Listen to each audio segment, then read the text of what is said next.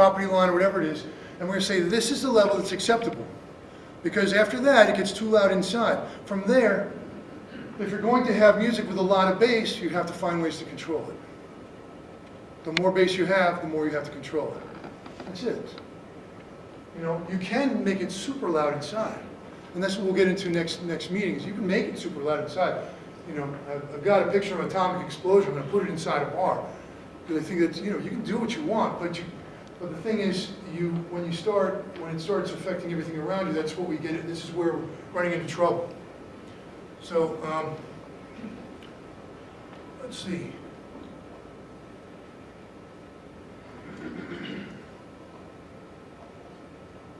Okay. Now you can do it. Okay. So now we get into the how we measure, places of measurement. Okay. Where are we going to measure from? Okay. When we talked about facades, the reason was we have such a complex sound field. If let's say you're at a party, okay, and you're talking to, you know, everybody's in the room talking. Well, how are you going to know who's talking and what they're saying and what their sound level is? You have to actually get up right next to them in a way to find out what's going on. So, but when we know that when you get closer, what happens? The sound level shoots up a lot. So that sound level has to represent what's acceptable, right? Normal, I'll call it normal or acceptable. So that has to be that's one part of it. But then the other part of it is now we know that this is making this sound because we're right next to it. So when we talk about facades, open doors, windows, and close, we're gonna get into this and talk about opening and closing doors when we get into the people who are volunteering and working with this and understand what the impact of these things are. Okay? And then there was a discussion recently was brought about the side streets and how they affect. If you close the sides of the side streets, that reduces the impact on the residents on that street. So there may be something here that we have to discuss that's not a metric. That just says, well, you know, maybe the acceptable thing is just to close the side facades and leave the front ones open. Okay? So how much we leave open and which ones we leave open may be something that we want to get into and discuss. And figure out how do we get the most bang for the buck. Okay? Courtyards, again, this is sort of in its infancy, and we're going to be looking at courtyards, levels in courtyards. We know that people don't create DVC. We know that speakers and sound systems do. So there may be a way to say, how do we do that? You know, there may be a way to say, you know, with courtyards we need to think about differently. Okay, they still can have lots of sound, but they may not be able to have as much bass sound. All right? Maybe a different way of thinking about it. Okay? Inside the dance room, inside the bar, maybe you can have a lot more. Okay? There was a discussion about receiving land use, which now suddenly becomes, okay, we got emanating, receiving, and we want to reduce the complexity of this as much as possible. But it may be that because of the geometries we're dealing with, because of the way sound travels in the quarter, and that it's historical buildings, we can't necessarily predict things very well sometimes, then we may have to be able to measure at a receiving land if there's a complaint. So we find that everybody's within the law, but we may find there's a problem. So, and how we do that is again something we need to discuss. We right now know that VCE is exempt from the neighboring zones. Okay, but the thing about it is because there's no enforcement in the VCE, then there's no law. There's nothing going on.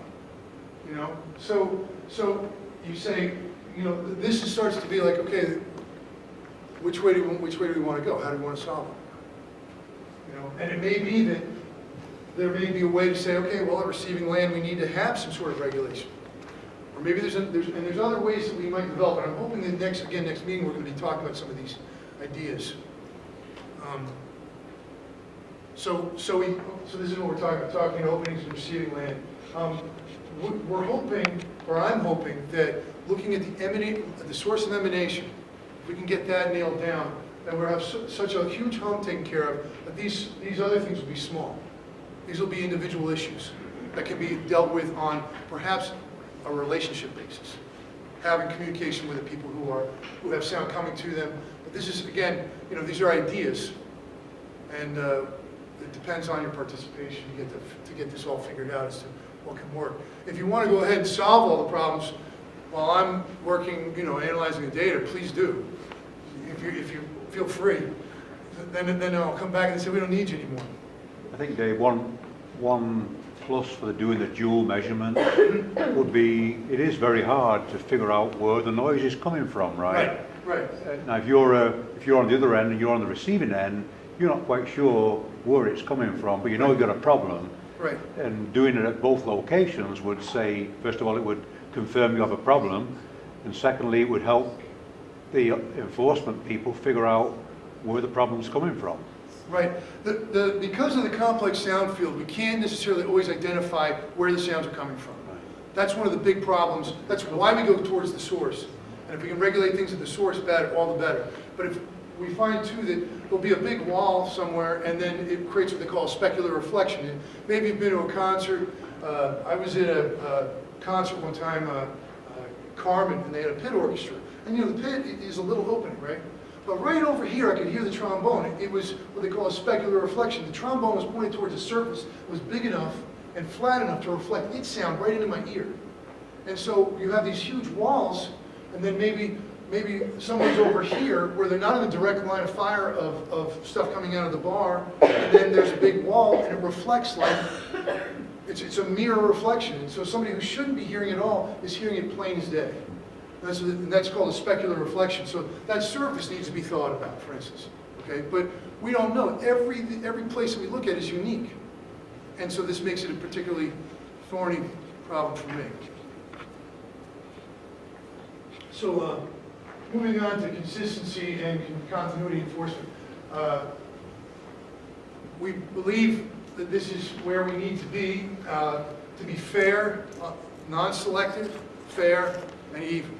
Okay, but it has to be going on all the time. Lack of enforcement has caused all sorts of problems for us, and that's what the issue is, I think, where we are now. The ambient plus 10 standard, unfortunately, and as I mentioned earlier, is a problem for enforcement. The police don't have the time to do it, and the lack of enforcement comes from the fact that they're busy with other things.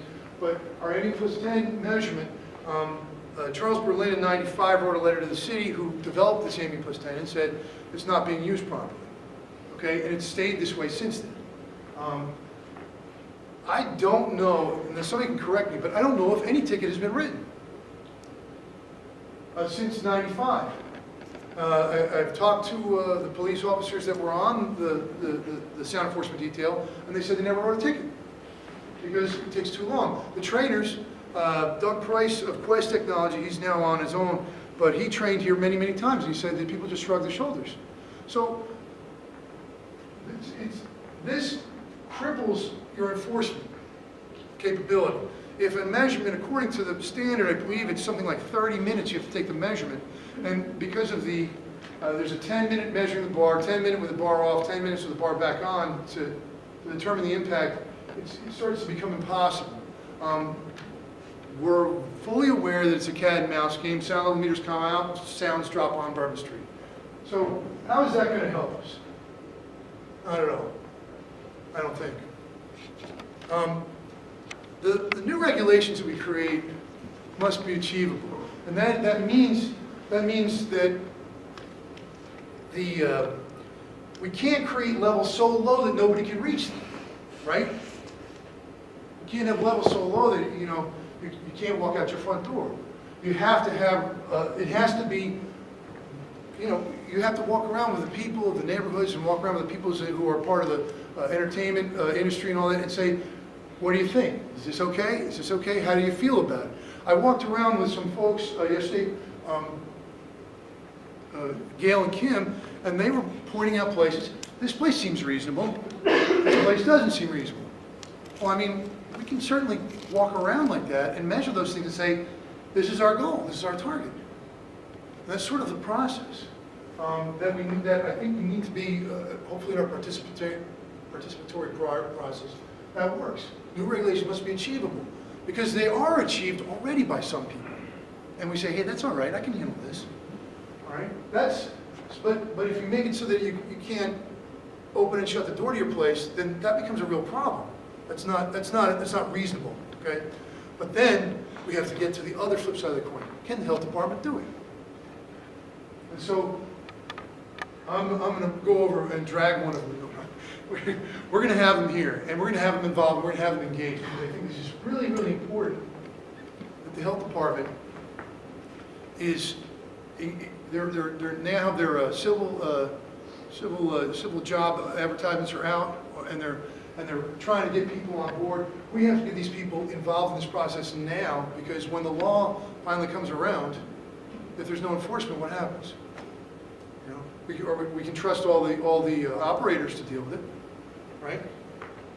We try to, but we certainly want them on board. We want them right here and doing it. So I think that's no recommendation I make is going to be worth a hoot unless we can make sure that it actually can be done. Okay? And so, and remember, the target here is not perfection at this point, but a huge relief for some of these citizens who are enduring too much, to bring it into check so that we have a way to move. And then finally we can identify if there are bad players or bad situations that need to be dealt with. So as I wrap this up for you today, because I didn't want to take, I know I'm probably talking too much, solicitation of feedback. I have forms available. I want you to, if you have potential solutions, there's papers. Just feel free, and you can do it anonymously if you want. But if you want to we can get in touch and talk more. If you want to include your information, we have potential solutions for the VCE. If you say, you know, I've been thinking about this and I have an idea. I want to hear it. I need to know. If you have a nature of complaint, if you're a bar owner or you're a resident, and you say, you know, I can't deal with this. This is what's driving me crazy. This is what I need to. This is what I'd like to see solved. Because I think we've looked at it, but I don't know that we have totally gotten it all together. Volunteer business and residents to help in testing and measurements. If we can get a monitor out somewhere, if we can do some field tests, because next week we're hoping to do some field tests, and you know, hopefully we'll have those people on board, and at least to do one or two things to display. We can do that. And if you say, well, I didn't quite understand something, and you want to ask a question, or you want to know more about some of the things that I talked about today, please ask me, and I will be happy to include that information, send you that information, and then maybe through FQMD or the City Council, we can post that kind of information up, so we know that we've answered some more questions and gotten that across. So, good, I got to the slide. Just thank you. I appreciate you all taking the time to listen. If there's any questions, please. Yes, ma'am, in the back. Well, what cities are examples of who does it right? And do they measure from the source or from the receiving end? I think where you get into that, there's several things to understand about that. Number one, all cities are different. We're dealing with a totally different architecture, a totally different structure. And I would look to Havana, we should go on a field trip. Right? Yeah. and because they have more of a similar climate and a similar atmosphere. And it's an old city that went back to tourism. A port city that went to tourism. So that's one of the things we look at. You know, Hamburg's the same, but you know, they have much different constructions of buildings. You know, they don't have open facades so much. Okay, so what we're trying to do is to tackle it by leaving the facades open, but somehow figure out how they do things. Now, all cities are different. All entertainment districts are different, and there's a lot of information we gather from that. But we certainly have a situation that requires its own. Our situation is unique in not just VCE, but across the city, and the amount of activity we have. But back to do they measure at the source or at the receiving end? It just depends. Different cities measure Yeah, different it would ways? just depend. A lot of times, most are at the receiver. At receive? Yes, most. But here, because of we have a complex sound field, we need to measure at the source. Otherwise, we'll never know who's making the sound. So it's out of need. And there are other ones that do use at the source, but I think here we may be more progressive than other places if we can get this underway. Yes. Does measuring at the source mean that in a lot of cases you won't be waiting for complaints if you're going out there sort of proactive to look where you have public? Because you were saying it was difficult to actually figure out what the source was if you were measuring from Well, there's routine, there'll be routine, depending on how the health department manages the enforcement. There could be routine checks, and there's complaint response, okay? If there's a lot of complaints, you're busy dealing with complaint response. If there's not complaints, then you're out walking the beat, just like a police officer walks the beat, and if they see something, they run across. If they hear something funny, they go check it. I think that would be how things are run. Again, this is in its infancy, and, health departments, hired the folks, so we don't necessarily program them.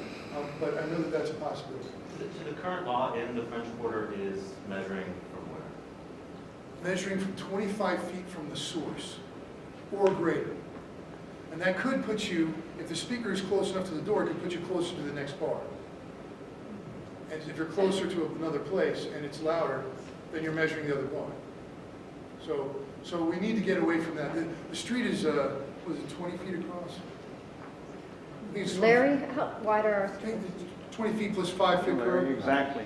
It's approximately 20 plus, give or take in certain areas. Yeah, I think it's about 20 feet. So you have 10 feet from the middle of the road to the sidewalk, 5 feet, and then the speaker placement ordinance says 10 feet inside. So that means at 25 feet from the source, you're at the middle of the road, which means you're right between, smack between two places. So unless everybody's turned off, you're listening to everybody. And that's it. Did you have a question? I'm sorry. Yes, it seems to be. And, well, I've been thinking this for a while, but I haven't written it down yet because in the writing stuff, I'm not done slaying dragons yet, it's not time to turn positive. But that with the complexity that you're talking about, any kind of simple sound table, like they put in that December amendment, is impossible. You have to have a more complex approach. Well, we try to keep it simple, Bob. I think we try to keep it simple, but we may end up with other types of regulations or stipulations that deal with times, time of day, Right. placement of things, like we had the loudspeaker placement ordinance. Those kinds of things may come into play where we have several things at work, and some are very easy to do, and some of them, the metrics are just part of the solution. Right. And I Are think there that's- any of these ordinances in any creative cities in this that don't put the numbers in the ordinance but set up guidelines and the number management is in the management department like you want the health? Well, I think you'd have to get into the people who have the best system, and that might be Portland. But they still have numbers. I think everybody generally uses numbers, and they use it, if nothing else, as a place to fall back on. However, there are communities who have numbers but don't have enforcement, like sort of we have here. Right here. They don't have salvo meters or anything. They have numbers on the books. I was thinking of laws, I've discussed this a little bit with some other people, the kind of law in a hospital administration, when they run a hospital. They set up, when you're taking somebody's appendix out, you don't want them to die. But you don't tell the surgeon how to work the scalpel. Well, that's again where we get into the idea that the engagement of the community and people engaging one another on specific cases may be a solution that is untapped at this point, and we need to get into that. Maybe that'll be the job of the health department to help them with the mediation. Let's try this as part of our methods. Let's try this first before we get into other things. Okay? So, yes, yeah. I just want to clarify one point that you were talking about. When the press said, where do you take the measurement now? In the French Quarter, what's the current law? And I think, Dave, you were speaking about the measurement from the emanating source, but in the French Quarter now, it's measured from both the emanating source and then also from the receiving source. And so, just because he's going to quote you in the press, so just so you know that currently you can take a reading in a residential zone, and there's in current law, and there's one prescribed limit. You can take a reading in the VCE, and there's another prescribed. So that's the duality and the conflict and the dilemma. Right, but the VCE sources are not subject to the receiving land use limits to of VCC and VCO. But you can take a reading. It could take a reading, but it Right, doesn't right, as the necessarily, law at is this now. time, Right. that would Sort be, of has to consider that law dead, though, because nobody enforces it. it will, Right. that's one step at a time. Yes? You talked about the stakeholders that you're involving in this process, and living in the water in a really old building, and having gone construction next door and seen what low frequency vibration does to the foundation of my building, I think that it would be probably useful somewhere along the line to have the city get structural engineers involved, talk about the influence of high volume, low frequency vibration on building robustness and stability in the actual neighborhoods. Let me say this, I took a look at that in the initial study, the soundscape study, and they don't have definitive information on such things. However, when you deal with transportation, such as 18-wheelers and trains and other things like that, they tend to have a much greater impact because of the shock of going over a pothole or a break in the rails. And then those shocks shake the building considerably more than the low frequency noise. But I must say this too, I understand. What it actually is doing is shaking, what it's shaking is the wood. And I've done some studies, it actually excites the wood, travels through the brick probably doesn't care, and then the other wood gets excited on the other side. And all of a sudden you're saying my floor is shaking. Well, it's not really the wall, you touch the wall doesn't feel much at all. It's transferring through the wall. And one difficulty with the integrity of this mortar is that it's 200 years old. You have no idea.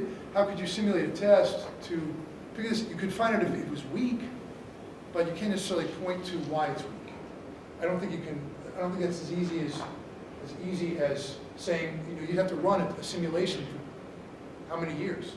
And you'd have to get 200-year-old mortar, which starts to become There are empty houses in this city. well, we could shake them. If you want to shake a house, we can do that. They're blighted, you might as well. Okay. Yes, over here. Well, my biggest complaint is the city itself. With all these festivals, it's still ten events, there seem to be more of them and more of them, they're louder and louder. Do we have to take measurements on the city to enforce its own rules and laws? I'm hoping that once we get past this phase and maybe some other phases regarding refining the ordinance itself, that we get into, because these are all permanent events, okay? They're exempt from these kind of regulations because they're allowed to make noise between hour A and hour B. So perhaps there will be a whole nother section where we actually get into understanding that the concert providers have to adhere to certain regulations, and that is that we could have everyone in New Orleans certified to be these types of operators and improve the way that they control the sound outdoors. There's actually ways to control sound outdoors, but we have to. This is get the car in front of the horse. We're looking at the VCE, but I understand 100%, and I don't know. There's certainly steps we can take, or that can be taken, but this is the health department who needs to be on board. This is outside of the scope of where we are now. We're looking at the VCE and also hopefully Frenchman Street and the arts over there. Yes, sorry, I got to get over there. Let me ask Robert, you had a question? Yeah, I've always had a problem with this. If you have one source that is emitting 85 decibels on one side of the street at its door, and you have 25 feet away on the other side of the street an identical source emitting 85 decibels, does the sound ever get higher than 85 decibels? Well, if let's say one club was off, let's say there's just two clubs. Let's say nobody else is making any sound at all. Hypothetically, nobody's making any sound, and one club fires up, and you're standing in the middle of the street and you measure 85. They turn off, and the other club fires up, and they're measuring 85. Now, together they'll form 88. in the middle. Okay, so they do have additive effects that That's, can that create. would be, if you have same numbers, you add 3 in this case. Okay, so Zero. then I'll give you the second question. Mhm. So if you have 2 clubs that are emitting 85 each on their respective sides of the street, and you have a bachelorette party in the middle of the street, Uh-huh. and their laughter alone is clocking at 105, Right. what effect does that have on the 85 decibels at the door that you're measuring? I think we're talking about a minimal amount of influence because we're not going to be looking for something like 85. We're going to be looking at higher sound levels at the doorway. I think because we're looking for the middle of the street to be 85 maybe. Right. So when we get to the source, it's going to be much louder. Those voices won't be so much of an effect, and also we'll be measuring DBC and DBA. Right, and So- all those So that those laughter voices is all won't be in the DBA, DBC. right. And then the other thing is, you know, you have the discretion of the operator. When you have a trained department to deal with sound, they're going to say, you know what? We have to wait something out. That's where our methods come in, and I think that's where part of it, you know, it's about being fair about it. Does that answer your question? That does answer. Okay. Yes, I'm sorry. Is there a level of sound that damages ears? Certainly. And what is it? Is it 90 decibels? I remember that from school or something. Well, you have, one regulation is OSHA, which covers 75% of the population, which is 9 decibels at 8 hours. That's where the How many threshold, decibels? 90 at 8 hours. 90, okay. But then NIOSH, National Institute of Occupational Health, Safety and Health, has a much tighter regulation because I believe it covers, I believe it's 95 or 97% of the population. So they're more restrictive, okay? And they have shorter times and lower levels. So what OSHA has is sort of a compromise with industry. Okay. And what are the so- industry levels that you were talking about? That's OSHA. That would be OSHA. No, you were saying it's lower for NIAC? For NIOSH, NIOSH. I think, you know, I can't remember everything off the top of my head, but I think you could look up those tables and they will give you, it's useful to understand that, but you have to also understand that OSHA doesn't apply to clubs because they consider that a low priority. Okay? In a shorter term. Well, yeah, there could be shorter term, it varies a lot, and they deal with industrial and more dangerous situations. You know, that's where they describe it. I'm sorry, there's a question back here, yes, ma'am? Yes, actually, I have a couple of questions. One of them is, what are the requirements that the city's advertising for the position of the health department right now? The health department? What the No clue. requirements that they're asking for? Don't know. Okay. The second is, as I look around this room, I see there's a number of things that affect the soundscape right in this room. We're in a building where people sleep as well. Uh-huh. Would you point out some of those for us? Well, we certainly, I can hear the projector right here. I mean, you know, I see there's a heavy carpet, there's padded chairs. Oh, you're saying what are the acoustic effects inside the room? I see. Well, we should delineate here, and this is what we'll get into probably during next week, Right. is there's sound isolation, which is the prevention of sound from traveling, and then there's the finishes of the room, which are the room acoustics themselves. Right. Okay? And certainly you have some hard surfaces, and that helps my voice project the ceiling and some of the walls, and then some of the softer surfaces absorb sound, sure. And the chairs, and the people. And the people, but that doesn't, because it absorbs sound inside the room doesn't mean it stops sound from traveling, per se. Although my voice might be a little weaker at the back of the room, something like that. Yes, another question on the table. You've been talking about sound from clubs. Uh-huh.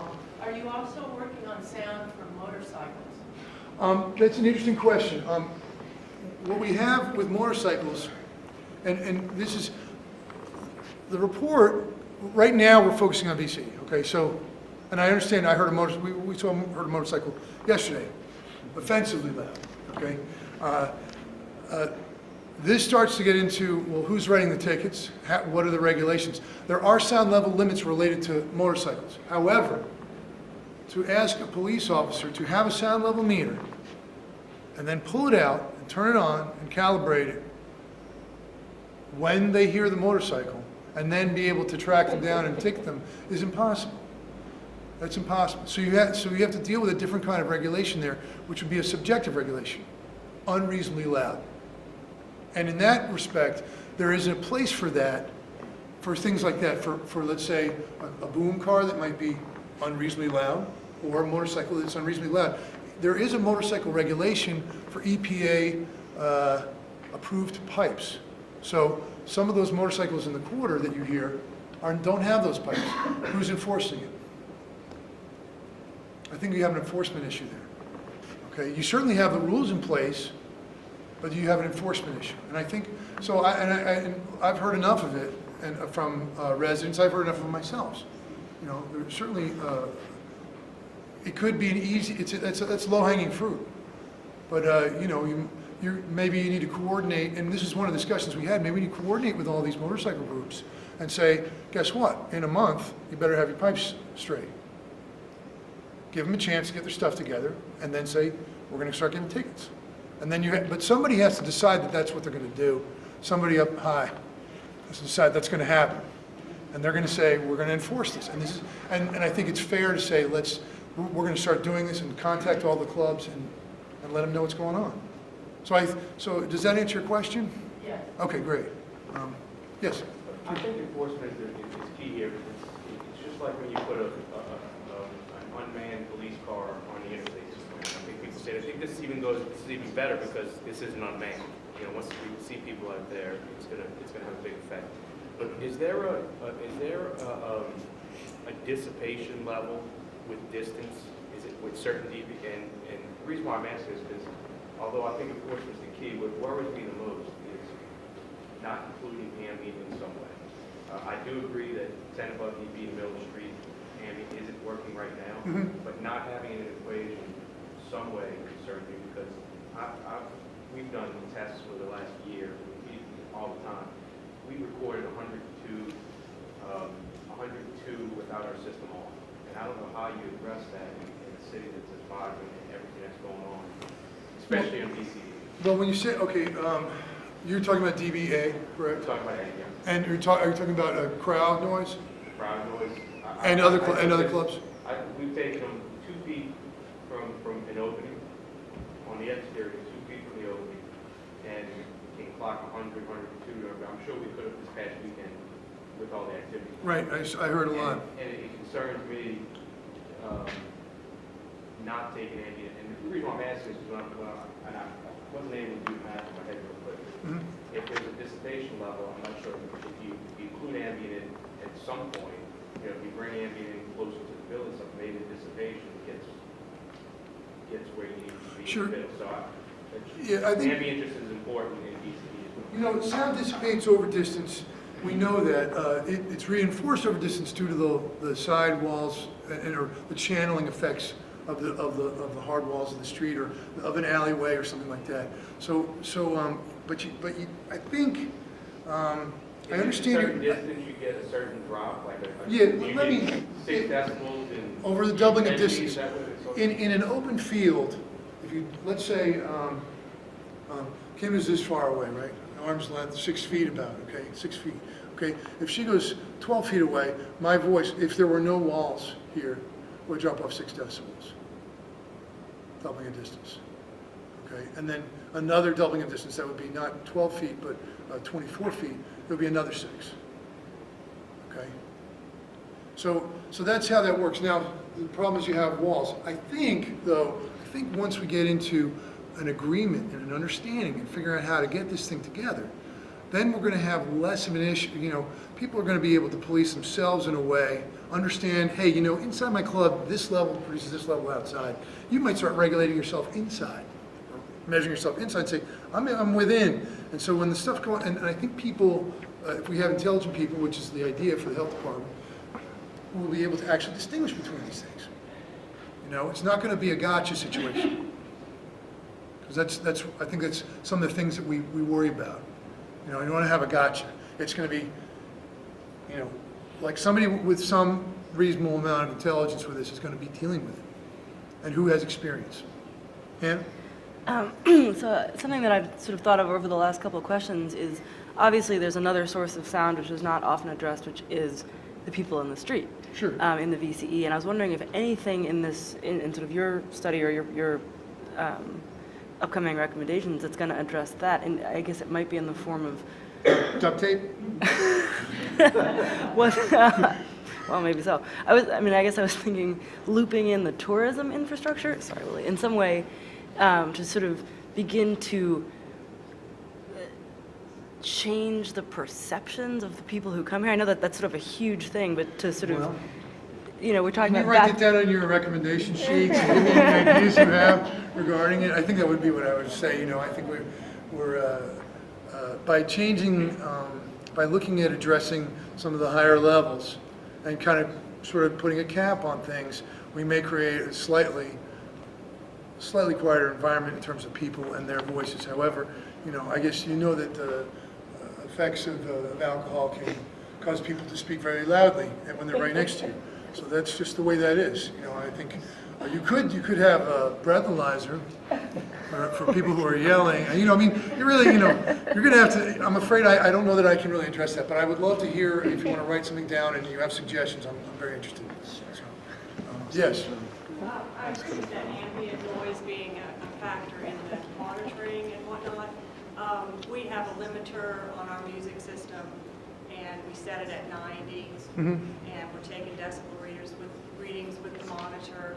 Train goes by, or the train track crossing, we're on Decatur, gets logged in, and we're showing readings on the decibel meter of 96 to 102. Right. Our limiter is at 90. We're not producing that noise. Right. But we're getting violations and, being written up for being above that. So. Where are you getting written up? Where are you getting violations written up? Well, the quality of life police come in, say, turn it down, say, here's the monitor. They say, we're going to go out and get our monitor and cite you if you don't turn the music down. We're showing them that it's 87, 90. We're still, being threatened to have a citation for that. We are monitoring ourselves. We have trains. We have the barges that go by. We have the people. We have all this extemporary noise going on and people. Yet, when you're saying that, there is a logarithmic quotation or ratio. Sure. Right. So if I'm 90 at the speaker and I'm going to the upstairs or the neighbors, and it's 57 up there, then I know if I'm at 80, it's not going to be 62 up there. Right.